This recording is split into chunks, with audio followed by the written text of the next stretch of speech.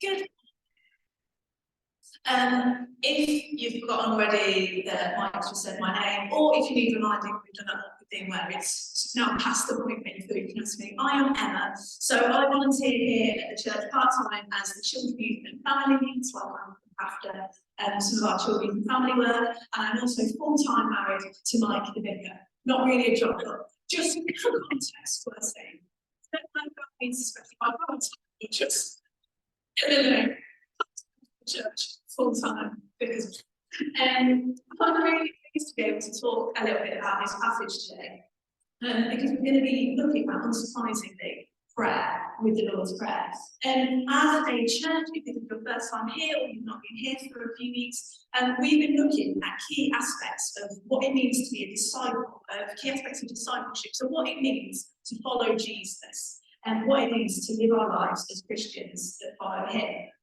And prayer is a really, really important part of this. It's something that we can do.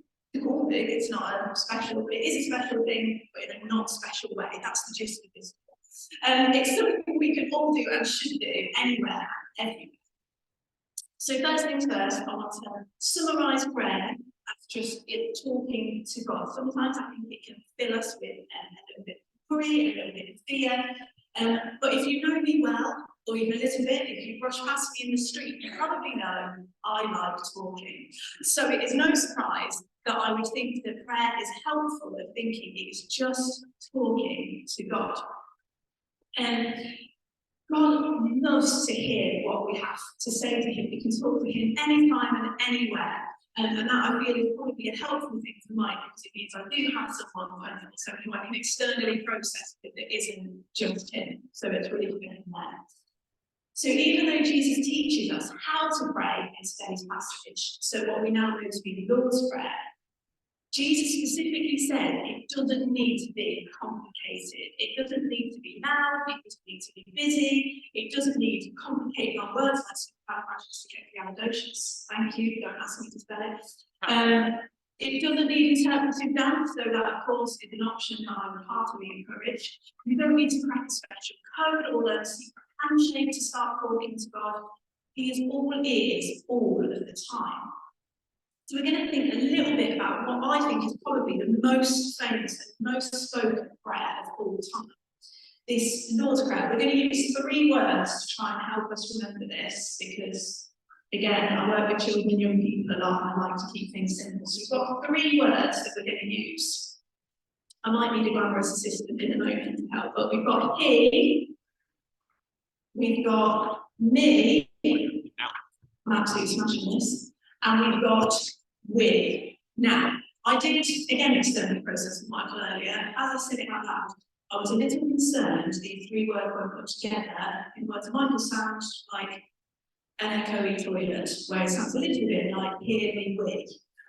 So I've externally processed that with all of you now. If it is helpful to remember what Emma said in this talk, if hear me with makes you think of he me with, hopefully we've done something right and the Lord can work miracles through that. I shouldn't be allowed to do this. Anyway, but we're going to start with the he part. So right at the start of the Lord's Prayer, Jesus teaches us to start the conversation by talking to our heavenly Daddy, our Father in heaven, the one who made us, who knows us, who knows us better than any human person on this earth ever could. Any friend, family member, colleague, neighbour, employer, dare I say job, I know they're very different. God loves us so much more than anyone else could. And Jesus says, it's holy. He uses the word hallowed, which means it's really special, but we shouldn't use it lightly, take it for granted. Which is why, if you think of the 10 Commandments, those 10 special rules that God kind of gave us to say, this is how you live your best life. One of them is not to use his name in vain, because it's so special. So when we start praying to God and talk about who he is, we address God and say, you are this special person. And actually thinking of the evening made me think about our relationship with him, with God. And it reminded me, show of hands, has anyone ever played the game Silly Sausages? Great, yes. Brilliant game, right? Would you give it a thumbs up? Yes. 3 people have, one of them is my husband. That tells you a lot about our family. So I'll explain silly sausages. Basically, there's a getter and there's someone who is the disguised voice. So you have the one who will put them the cooler.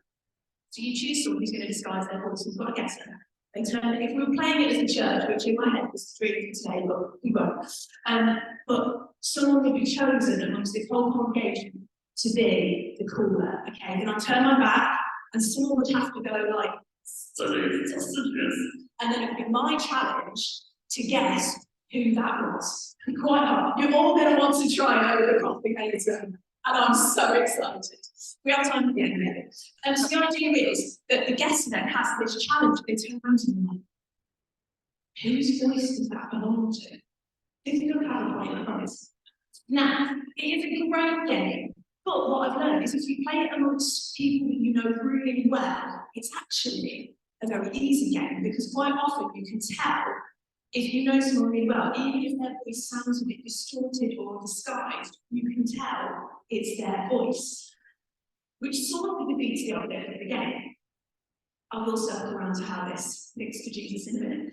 But for those of you who haven't played silly sausages, and I think this is the most grown-up action that you can ever do, if you ever answer the phone to an unknown number, if you've not Googled it and you get Perkins to go, is this a safe person? That's an adult thing.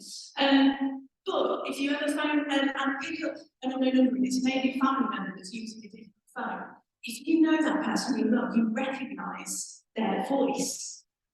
And this is what it's like with God. This is where I'm bringing in silly sausages and answering phones to unknown numbers. If it is someone that you have spent a lot of time with, that you know really well, listen to a lot, even more than just speaking to a lot, you know their voice, you have a really good relationship. And so it is with God. The more time you spend with Him, the easier we find it. If we were playing a game of silly sausages with God, which honestly I hope is what heaven is full of, that we can recognise His voice, even if sometimes there's other noise and distractions around us, we can still hear that it is God's voice.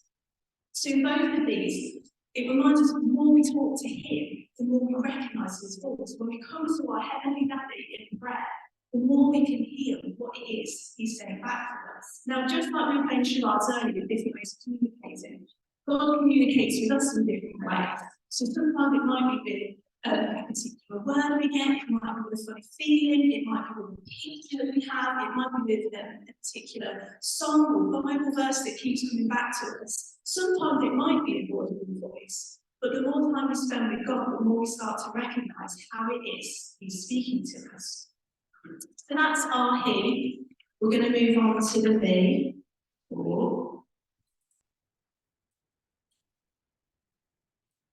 There we go.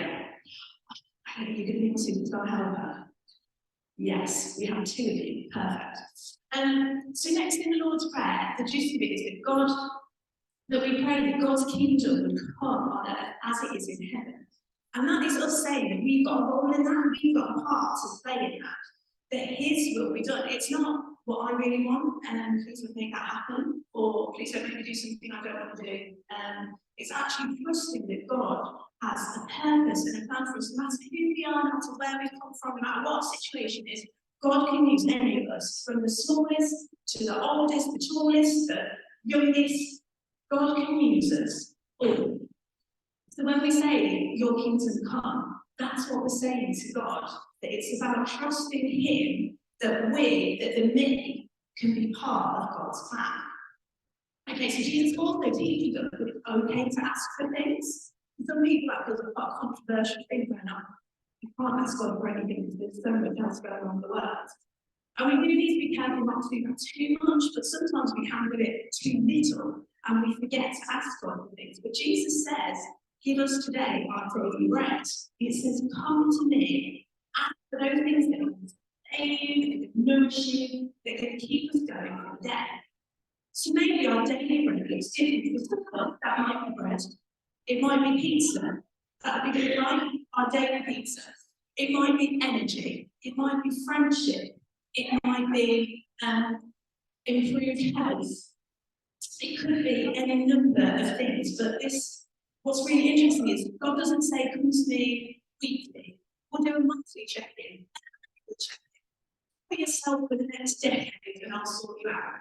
It's an invitation of God to say to me daily, I want this relationship with you. Like God happens to everything we need indefinitely. That's what we can do. But actually for God, it's about our relationship with Him. He cares so much for you. So come to me every day and tell me what you need from me today. And that might be different each day.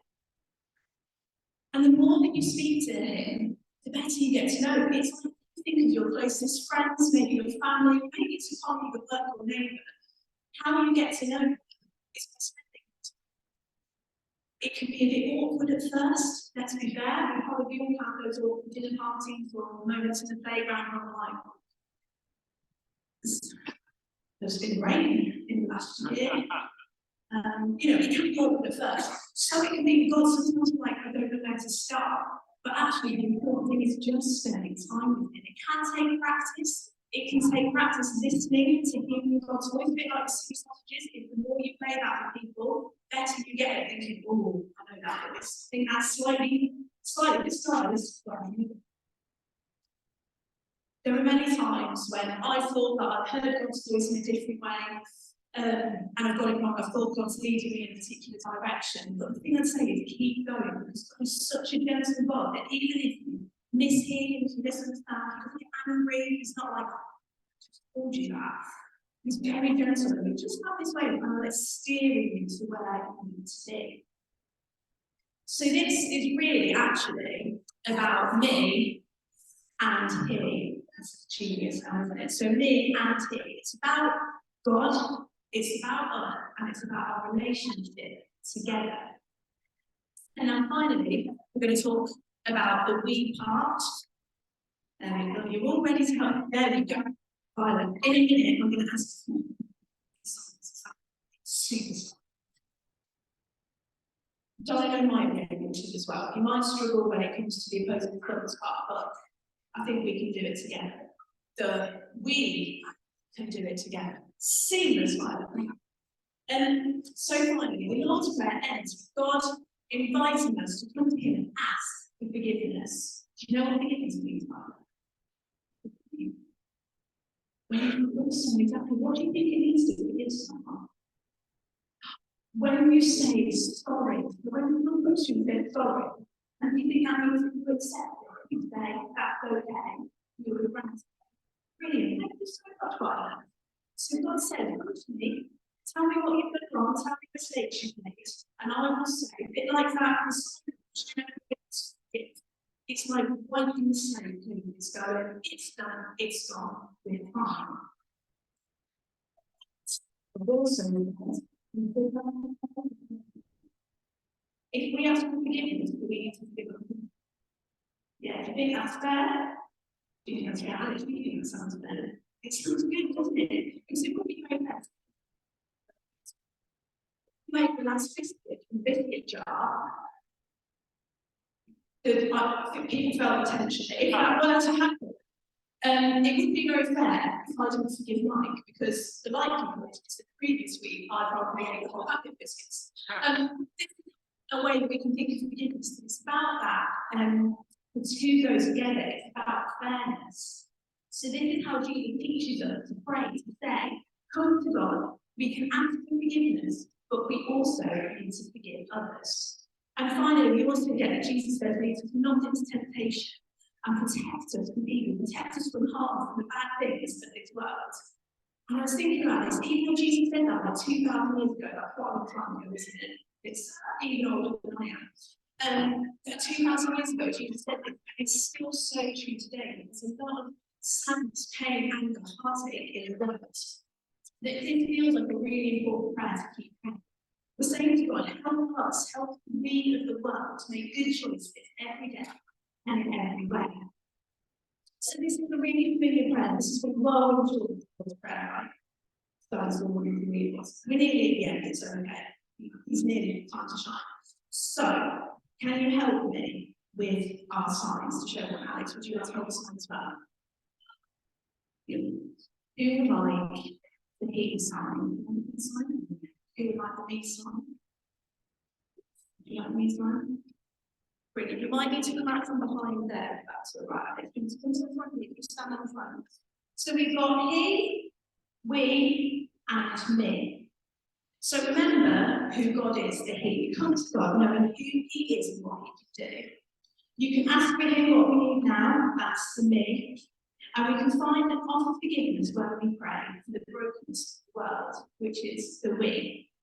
It's about all three of these, they all go together. It's about our relationship with God, our understanding of ourselves and our purpose that God has planned for us, and it is about our relationship with others too, how we treat and care for other people. So when we pray this powerful prayer that I've heard hundreds of times before, remember who it was that taught us and why he taught us. And then maybe, just maybe, our lives will really start to change and we'll see the world turn into a better place. Amen. Amen. Guys, we did a fantastic job. Well done, everyone, did a great job. Round of applause for our little help there. Thank you.